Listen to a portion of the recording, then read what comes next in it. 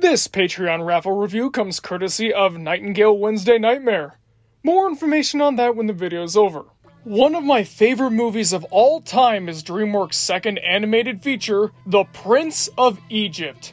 It seems like I'm not alone on this because this has become a cult classic. Not that it didn't do well or wasn't well received at the time, it's just that it seems to have had a large resurgence as of late. People love the songs, the animation, the acting, the story, and hey, some people even stupidly think it's a remake of the Ten Commandments. I've wanted to talk about this film for ages, but there's only one problem. Everybody's already done it. People talked about every single aspect that makes it work, except for one. It's one that I'm in a little bit of a different position in than most because unlike a lot of animation reviewers out there, I myself am part of the Christian faith. And I can tell you firsthand that our movies that we make, they're not very good. But more on that later. I'm here to tell you why The Prince of Egypt is the best Christian movie of all time. I'm going to be looking at this film through two different perspectives. From the perspective of this being, in all honesty, a secular film, and the perspective of this being a Christian film, which technically it is, but that's only because it adapts the story of Moses. In terms of a secular production, you would kind of expect this to be like another epic based off of the book of Exodus, Gods of Egypt. This film basically did no research, took a lot of liberties, and, well, I'll just be real, kind of made a mockery of the original source material. I mean, yeah, they take quote-unquote creative liberties, but you gotta be careful when you're adapting religious material, you know? It might rub some people the wrong way, and while I'm not offended by it, I definitely think it's stupid. What does this tangent have to do with anything? Well, a lot of people in the Hollywood business wouldn't really think of making a movie like The Prince of Egypt and then more focus on making something like Gods of Egypt. Something that's more of a spectacle than anything else, taking a lot of liberties and not following the story at all and upsetting a lot of religious groups and, hey, even getting outright banned in Egypt. The Prince of Egypt didn't do that at all. Instead, the people who worked on The Prince of Egypt took a lot of care to make sure they got the story as right as possible. They even managed to get in touch with scholars of both the Jewish and Christian faiths. They wanted to make sure that they told a story that represented what all sides seemed to agree on what happened. They do take a few creative liberties for narrative purposes, most notably making up a brotherly relationship for Moses and Pharaoh, but those things are few and far between. And when Prince of Egypt actually does add something to the story, it not only respects the source material and doesn't spit on it, but it makes it narratively interesting. They do it for the story. And for what it's worth, they do it really well. One of the best parts of the entire movie is seeing the relationship between the two brothers. They both want to reunite and remember the good times, but they can't. Pharaoh is doing something evil and Moses is here to stop him. It's tearing both of them apart to do what they do, but it's what has to be done in order to win. That, and I'm pretty sure that in the Bible they didn't sing Playing with the Big Boys, but hey, it's a fun song and the moment itself did happen in the book of Exodus, so why not let it slide? And because they told the story for the most part biblically accurate, from a Christian perspective, it's a very admirable thing because all of the lessons in the original story, such as trusting God or carrying on when things seem impossibly difficult, they're all still here. The movie doesn't necessarily preach these to you, especially because, once again, it's a secular film. They're not using this as some kind of church sermon. The lessons are already inherently woven into the story. So all you have to do is tell it, and the lessons will present themselves. And speaking from a personal bias here, because once again, I am of the Christian faith, I find it really admirable that they didn't really merchandise this film much at all. Don't get me wrong, they had some. Most definitely. I've seen a lot of pictures and I've seen the ridiculous prices that the official stuff goes for, but they didn't try to turn it into this giant marketing machine, which I'm pretty sure is exactly what would have happened if Disney made this film instead of Dreamworks. Because keep in mind, around this time, Dreamworks was trying to be the anti-Disney. In fact, one of their upcoming movies,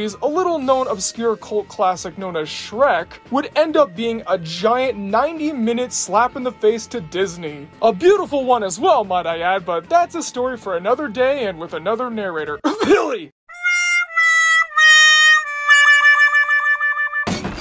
In some parts of the Christian community, especially the more conservative ones, There's a lot of speculation whenever there's a project announced that's gonna adapt the Bible. We can be a pretty vocal group sometimes, especially when we get mad, so the fact that this really pleased a vast majority of the Christian audience really has to speak for its quality. So that's in comparison to the mainstream works, but how's about the movies specifically made for Christian audiences? You know the type. Dorby's, Gaither's Pond, Joshua and the Promised Land. I mean, come on, does it really go without saying that this film is way better than those? I mean, I guess, but I'm gonna explain it anyway, so alright, let's do it. So, Christian films, obviously, are not generally part of mainstream media. That being, they're not funded by major studios or corporate billionaires, so they tend to look not great. I'm not even talking about the animated ones either, I also mean the live action ones. Every so often you'll get lucky and have a God's Not Dead, which we're gonna talk about shortly, but for the most part they're very amateurishly done.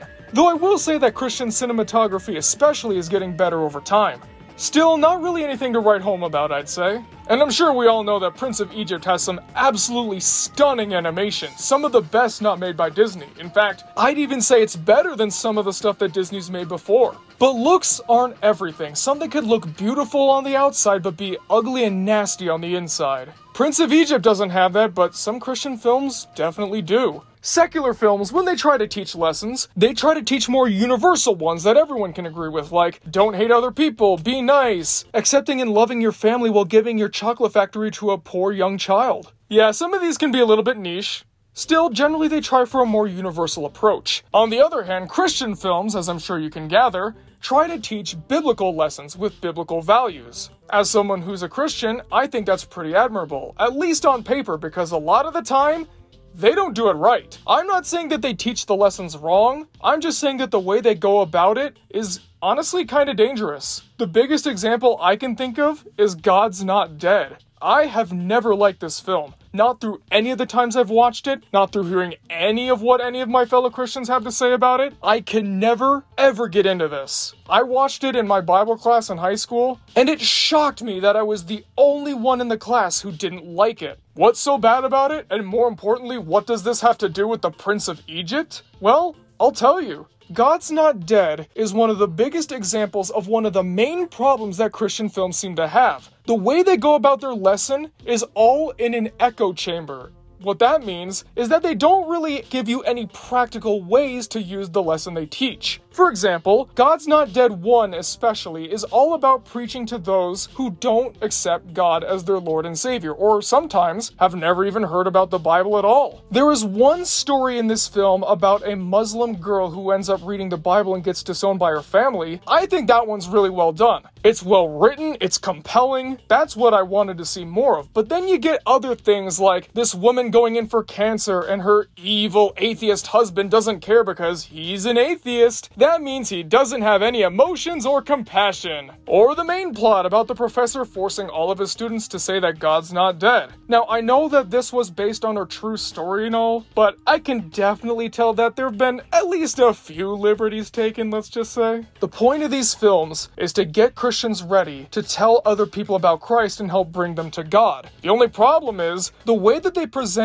non-believers is in a very negative light. Throughout the film, they're all portrayed as angry, rigid, and immoral people. The kind of people whose wife says, "I have cancer," and then they respond with, "Hey, I'm eating here, come on." That inherently fails at its mission because it teaches Christians that all atheists are going to be automatically hostile and outright anti-theists. Well, yes, again, that can happen. A lot of people aren't going to respond that way. Sometimes the worst response you're going to get is, "Thanks, that's just not for me." The film doesn't prepare you for that. It only prepares for you to be on guard and attack the quote-unquote enemy. Now, relating this back to Prince of Egypt, it doesn't do any of that whatsoever. Granted, the film isn't really about sharing the word of God, but it does demonstrate all the values presented in the story of Moses. And it does it without any bias or without any warped version of reality or trying to demonize the other side. And generally speaking, the style of teaching that Prince of Egypt goes for is way more effective than trying to bash people over their head. By weaving in all the lessons that the story of Moses teaches into the story itself like it's supposed to be, and not really dwelling on them all too much, people can pick them up through context. When you try to teach people and you make it obvious you're trying to teach people, you run the risk of having them just tune out altogether. That's one of the reasons why people weren't too keen on Ferngully when it first came out. It's all about subtlety and respecting both sides and making sure that if it is going to teach a lesson, it's applicable and accurate. Now, again, this isn't really some kind of mission statement that the film has. It's not trying to teach you about all this, but because it tells the story of Moses so accurately, it can't help but be exactly that. It still amazes me that Dreamworks was able to get a better Christian film out to the public than the creators of God's Not Dead.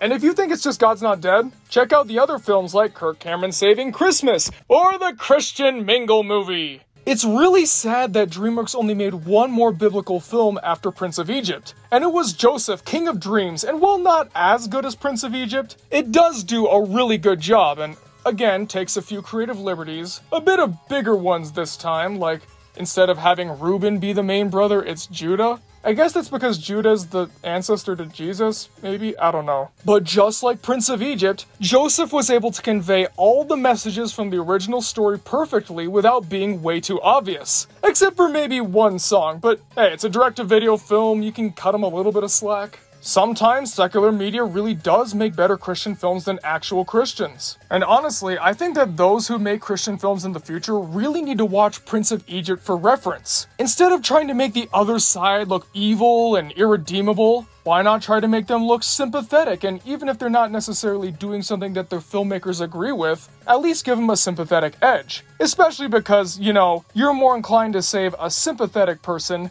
than someone who's just evil. Really, what more can I say? It's got amazing animation, strong characters, fantastic music, and it does the story of Moses better than any other movie I've seen. It has all the lessons there, although not necessarily being overt about it, and even manages to eclipse other Christian media. So with that being said, that's why I believe that The Prince of Egypt is the best Christian movie of all time, even if it's not necessarily a Christian film, but you know what? I count it, and a lot of people in my faith count it, so I think that's good enough for us. Well, folks, thanks for watching the video. What'd you guys think? What's your favorite Christian movie that's not Prince of Egypt? And yes, So Bad It's Good can count if you're not necessarily religious, but Bible Man does not count because, thankfully, that never got a movie. Oh gosh, can you imagine a Bible Man movie?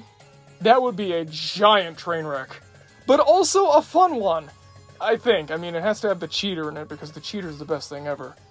Go watch the Bible Man video if you don't get what I'm saying. But anyways, comment below and let us know because we're always excited to hear what you guys have to say. Right now on the screen, you can see the names of the Patreon executive producers. They pay $5 per month to have their name be listed at the end of every Media Mementos video. And the winner of this month's Patreon raffle review, Nightingale Wednesday Nightmare, only paid $2 per month to enter the monthly raffle, where if you win, your idea for a Media Mementos video comes to life. With some exceptions. We do have some veto power for the things like obscene or probably too overdone. But anyways, if either of these sound interesting to you, then check out our Patreon, which has a link in the description below. Alright folks, that ends October, the spooky month. Even if this one wasn't necessarily spooky. But on to November, where it's all Character Quest all the time, except for Patreon. But we're gonna cover that when we get there, so strap in folks. We'll see you guys next time for a whole month of Character Quest.